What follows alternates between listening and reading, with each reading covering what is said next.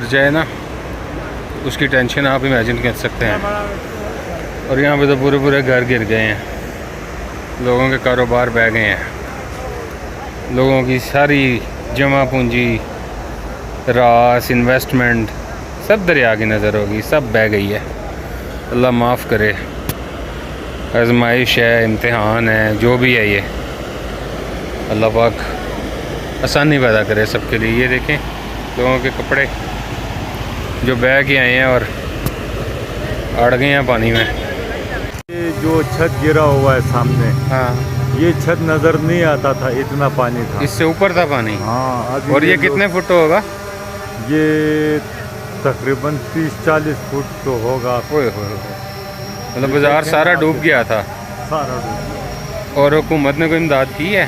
हुकूमत ने पता नहीं, ऐलानात कर रहे हैं लेकिन